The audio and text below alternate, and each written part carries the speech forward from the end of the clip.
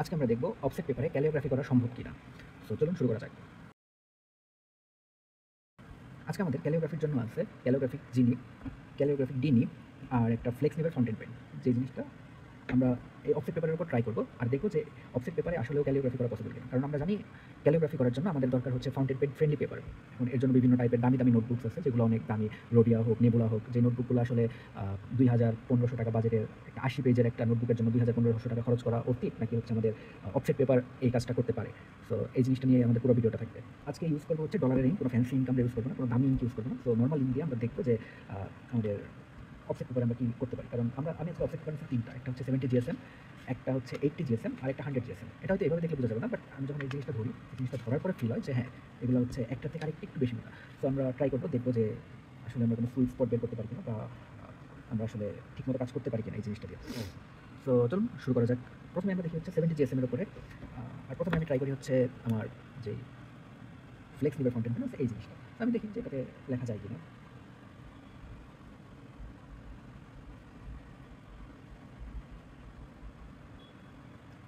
So এই জিনিসটা কাজ করতেছে, বাট যে ইফেক্টটা হয়, আমাদের যে জিনিসটা দরকার হচ্ছে হেয়ার লাইন।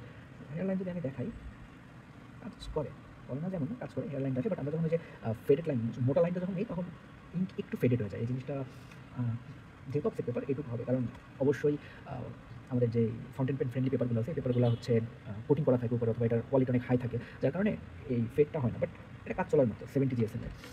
আমি যদি হচ্ছে এই নিপটা ইউজ করি, জি নিপ,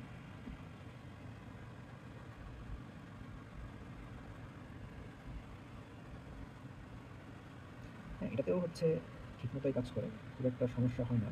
আমি যদি দেখি, চলে। এরপরে যদি আমি ইউজ করি হচ্ছে আমার ডিনি,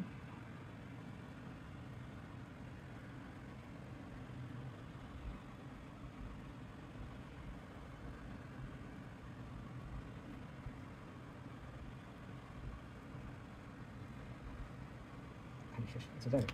সো আমি কত কিছু দেখাইতে পারবো জানি না, বাট আমি দেখানোর ট্রাই করতেছি যে এই যে লেখাগুলো আছে, আমি যখন মোটা লাইনটা ড্র করার ট্রাই করি, তখন দেখা যায় যে লাইনটা একটু ফেডেড হয়ে গেছে, কারণ স্বাভাবিক। আর অবশ্যই ব্লিডিং করবে, এটা তো পিছন দিয়ে আসবে, কারণ এটা হচ্ছে ক্যালিগ্রাফি নিতে পারবে। বাট হ্যাঁ, কাজ চলার মতো, মানে ঠিক আছে। বাট এটা হচ্ছে 70 জিএসএম। এবার দেখা যাক 80 জিএসএম এ সেম কাহিনী হয় কিনা।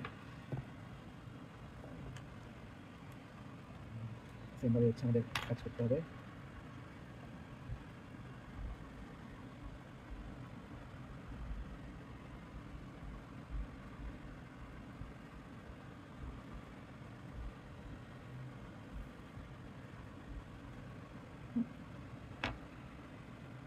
যদি ডি নিতে দেখা ট্রাই করি,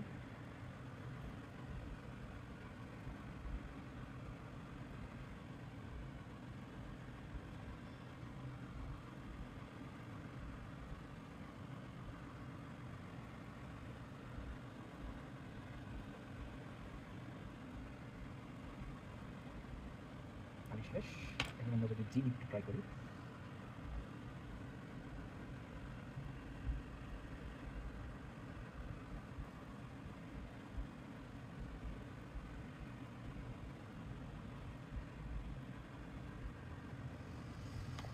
আমি যদি এই জিনিসটা দেখানোর ট্রাই করি আপনাদের, খুবই কম ফেডেড হয়, মোটামুটি ভালো। হ্যাঁ, অবশ্যই ব্লিডিং হবে, পরের পেজে উঠবে লেখা। বাট আমরা যদি এক পেজ হিসেবে ইউজ করি, তাহলে এটা মানার মতো।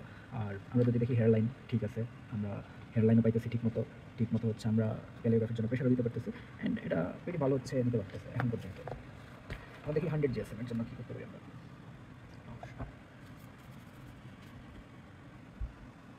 100 জিএসএম এ আগে আমরা হচ্ছে এই নিটটা ইউজ করি।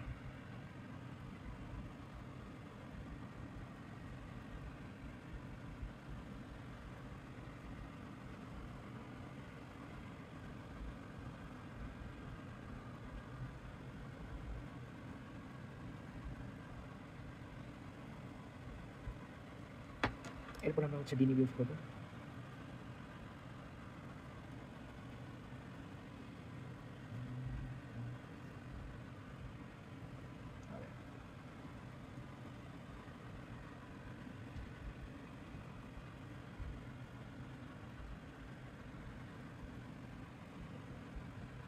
আর সবশেষে যদি আমরা হচ্ছে ফ্লেক্স নিটটা ইউজ করি,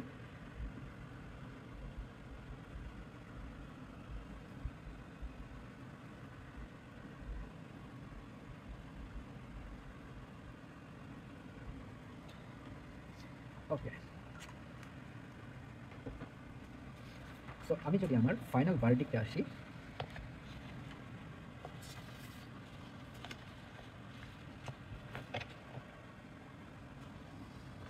আমার ফাইনাল ভার্ডিক্ট হচ্ছে ক্যালিওগ্রাফি করার জন্য মূলত আমাদের ফাউন্টেন পেন ফ্রেন্ডলি পেপার হচ্ছে সবথেকে বেস্ট। এর উপরে আর কোনো কথা নাই।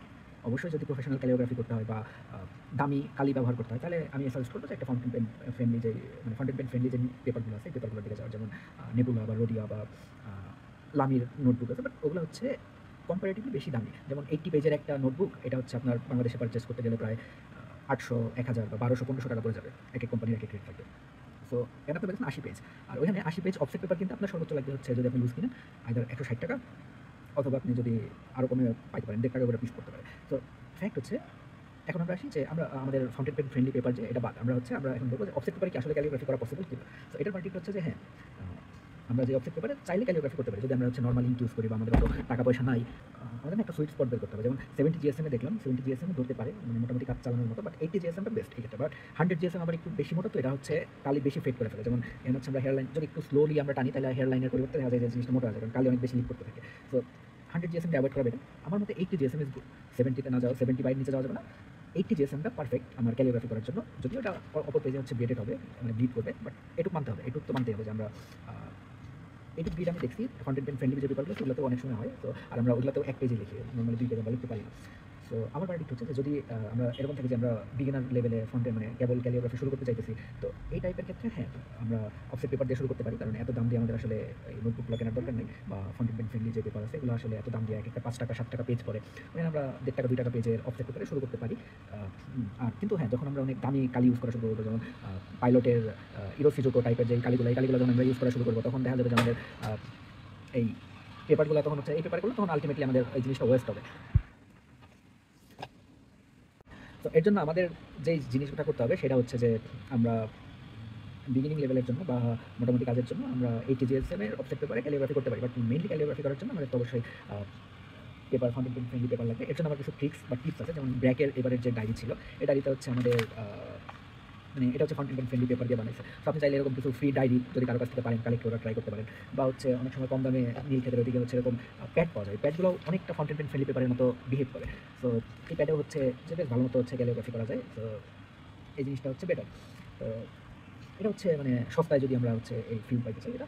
আর যদি আমরা প্রফেশনালি গ্রহণ করতে চাই, অবশ্যই আমাদের ফাউন্টেন পেন ফ্রেন্ডলি পেপারের দিকে যাওয়া উচিত। আদারওয়াইজ একদম যে অফসেট পেপার দিয়ে করা যাবে না এমন না, বাট আমার রেকমেন্ডেশন থাকবে 80 জিএসএম আর হচ্ছে একটু ভালো ব্র্যান্ডের অফসেট পেপার নেওয়া, যেমন ডাবল এ বা হচ্ছে বসুন্ধরা, এই টাইপের ভালো ব্র্যান্ডগুলোর মধ্যে নেওয়া বেটার।